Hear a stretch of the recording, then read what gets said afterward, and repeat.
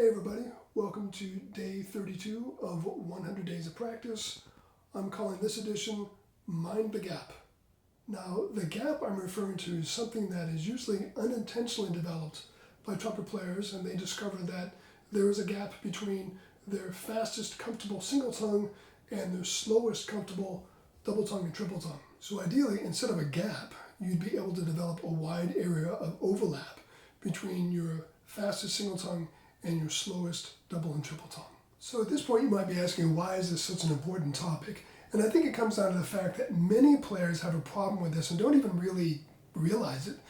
They've developed pretty good double tonguing and triple tonguing, but they don't practice at a slow enough tempo, and they tend to get a little bit lazy with their single tongue. And then all of a sudden, that passage comes up, and it's a little too fast for single tongue, and it's a little too clumsy at that tempo for double tongue or triple tongue.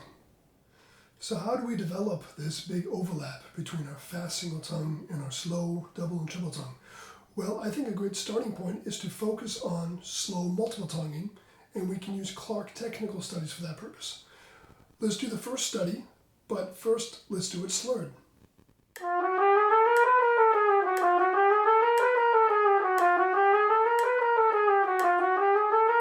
So if you've been following this 100 Days of Practice series, you might recognize that clip as being from day 11, which was dealing with a new approach to practicing Clark studies. So now you would know we do it single tongue.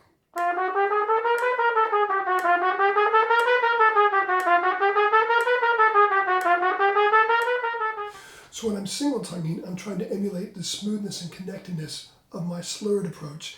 Now I'm going to do a K-tongued and try to imitate the consistency and quality of my single tonguing.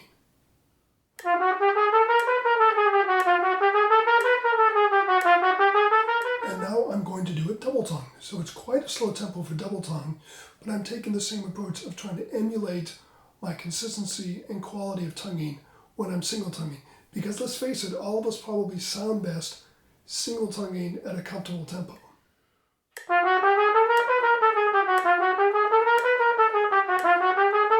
And now I'm sure you've guessed it, we're going to take the same approach with triple tongue.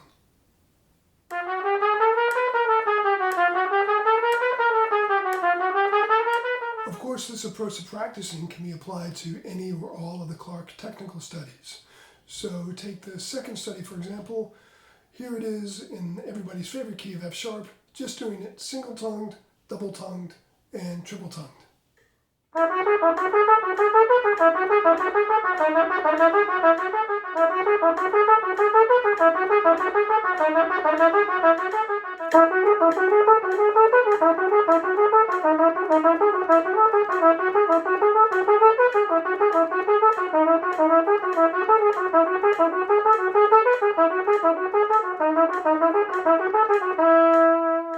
So the idea, again, is that I'm trying to emulate the consistency and quality of my single tongue, thereby allowing me to use double and triple tongue at these very slow tempos. And by the way, those clips of Clark's second study in F sharp major are from day 12 of 100 Days of Practice, if you feel like going back to check that out. Now let's go all the way back to the exercise from day 4 of 100 Days of Practice, which involves doing single tongue, K-tongue, double tongue, and triple tongue back to back, 8 beats in a row, and in this case, at quarter note equals 100 beats per minute.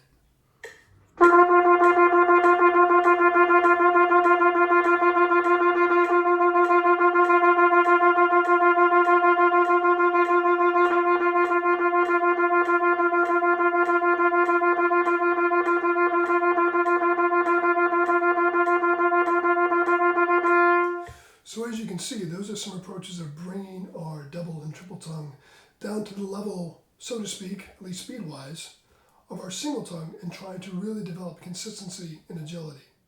Okay, so now let's check out this other approach to working on this issue. First, play this simple scale pattern in F major slurred. So I'm playing 16th notes at quarter note equals 120. Now I'm going to do it single-tongued. And now, of course, double-tongued. So in this case, I've chosen a tempo that's comfortable both for single tonguing and double tonguing, kind of right in the middle. And now I'm going to expand in both directions. So first I'm going to single tongue a bit faster. This is at quarter note equals 125. And then I'm going to gradually slow down the tempo for double tonguing. So this is quarter note equals 115, double tongued. So of course the idea with this exercise is that you'd continue to push the tempo limits on either side. In other words, you try to continue to play faster and faster single tongued and slower double tongued. So we can take the same exercise and increase the technical difficulty simply by changing it to scales and fourths.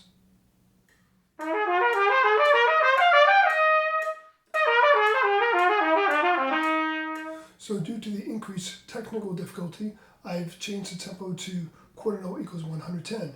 And then I'll do it, of course, single tongued and double tongued at that tempo.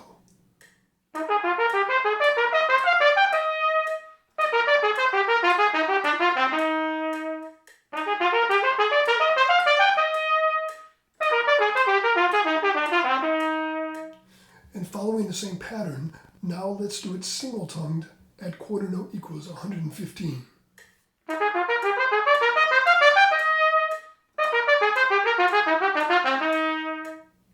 And following the same pattern, of course, now let's do it double tongued at a slower tempo. So let's do it at quarter note equals 105. But first, let's do it slurred again, because anytime we're double tonguing or triple tonguing with a little bit wider intervals, slurring it can really help to ensure that you've got really good connection between the notes.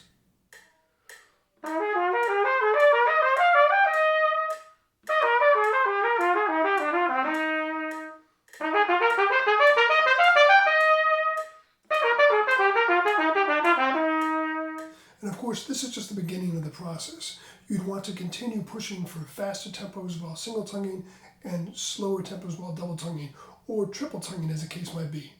And the next step is trying to apply this to repertoire. So think of some passages that you might normally double tongue or triple tongue and work on them single tongued, really pushing the tempo as fast as you can go, and let it be a gradual process, of course. Conversely, think of some other passages where you might normally be single tonguing and see if you can do it double tongued, triple tongued, and see how slowly you can go. Okay, thanks very much for watching, and I hope you found this helpful for yourself or for your students. And please never hesitate to reach out with questions or comments.